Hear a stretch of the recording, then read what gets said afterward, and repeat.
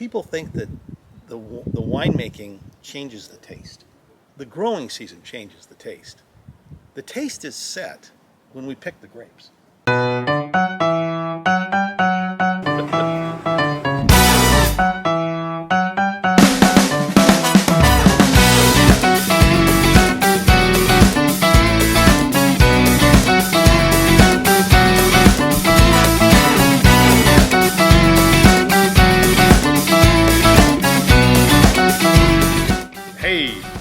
Peter Thompson from Andrew Geoffrey Vineyards at the top of Diamond Mountain. Enjoying the beautiful view. And Peter, tell us a little bit about the winery. Sure. So the vineyard is here on the top of Diamond Mountain at about 2,000 feet. This was the site of the glass fire. In 2020 we had the glass fire. It burned basically all around me and all through here. Unfortunately, we lost some equipment and sheds and fences and gates and the deck that I used to have, which has now all been rebuilt. This is the new deck that we're sitting on. We're sitting on the rebuilt deck, which turned out really well. We're happy about it. Yeah, my God. And so the vineyard itself is planted a Cabernet Franc Petit Verdot. So we make a Bordeaux style Cabernet. Right. That's our one wine that we make a year. You can see that we're planting some additional acreage all around us. That's going to be planted to more Petit Verdot, right, to supplement the Petit Verdot we already have, and to clone 169 Cabernet, which is new for us. We have clone 15 Cabernet, we have clone 337 Cab, so 169 is going to be a new addition, something else to blend with. It'll be about 4 years out. Yeah, should get grapes in 4 years. We'll get a full crop in about seven years. Winemaking is a little like painting. Right. So you have all different colors on your palate, and the winemaker's palate is currently for this vineyard Cabernet Clone 15, Cabernet 337, and Petit Verdot. So with the inclusion of the Clone 169, we'll be able to have another taste profile that we can blend in and hopefully make the Andrew Geoffrey Cabs even better. I don't know. Yeah, they're all incredible. They're all incredible food wines too. So I mean, I've done a dinner with you in the past. Wow, they're just incredible. And this is quite the undertaking to rebuild. It's a project. Anytime you're trying to put something in at 2,000 feet on the side of a mountain, there's challenges. Yeah, I don't think people out there just even understand what goes into going through the fires like you guys did and then having to rebuild, because there's no, well, here's your insurance check for everything. Yeah, this will take care of it. It's coming out of pocket basically. So this particular site is really challenging. The rock is substantial. So this site is volcanic ash and tufa. Tufa is very similar to limestone. Both are compression rocks. Limestone is a sedimentary rock. It's created by the pressure of the rock above it, pushing it down and compresses it. Tufa, on the other hand, also created by compression, but it's volcanic. So the compression is created by heat. The reason this vineyard is what it is the rock and the volcanic ash. So the advantages of being up here. Yeah, the advantage is amazing because it drains so quickly. There's very little moisture retention in the soil, and Cabernet loves water, right, but it hates to have its feet wet. It doesn't like water around the root system. Right. So it loves water rushing by, and that's where it grabs the nutrients. Right. So you want soil that is very porous. Bordeaux has its wonderful vineyards that are in gravel.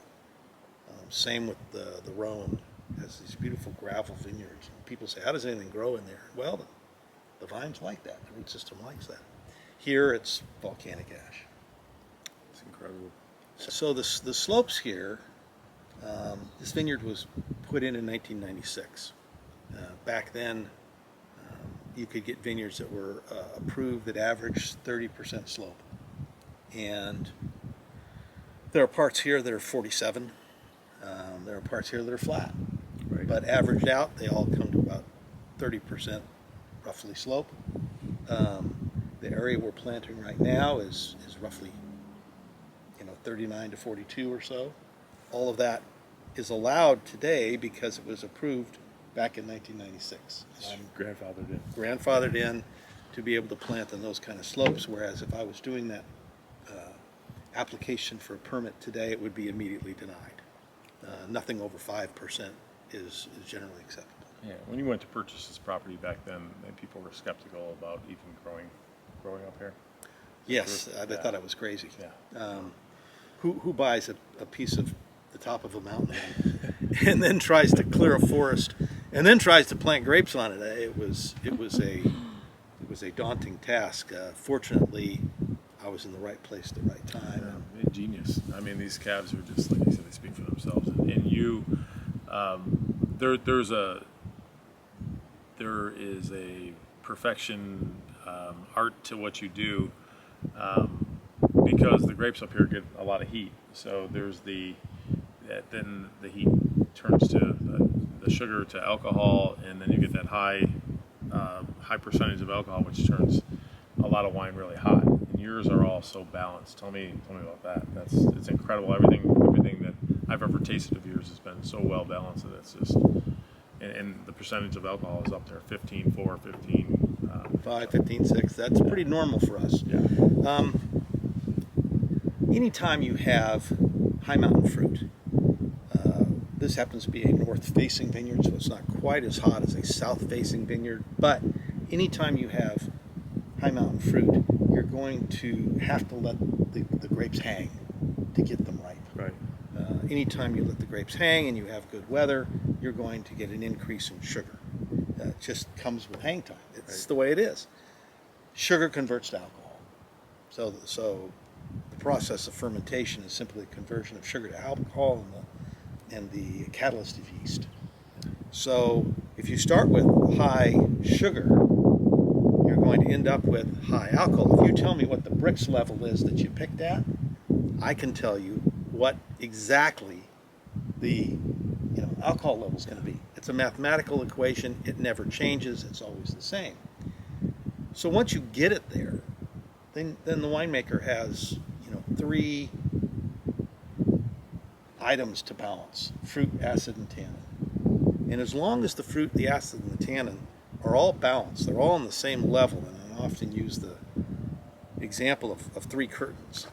If the 3 curtains are the same level, fruit, acid, tannin, then the wine's going to be balanced.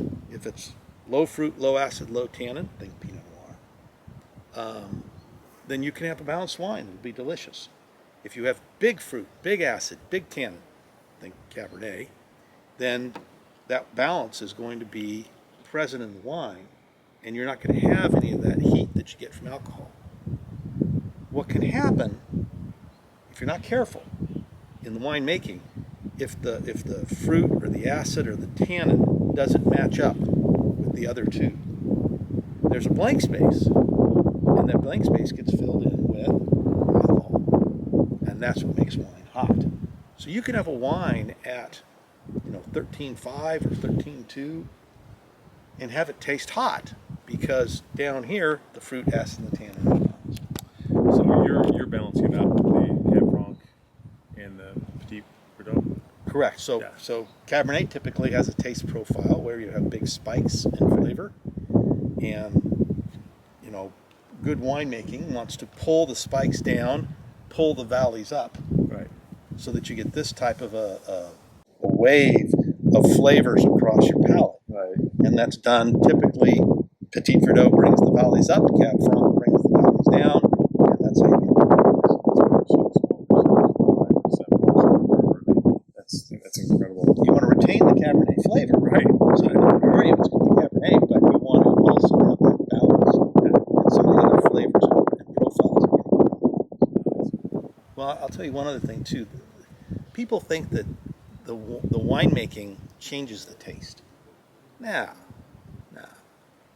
The growing season changes the taste. The taste is set when we pick the grapes. I can't change the taste after the grapes have been picked. all I can do is balance the wine.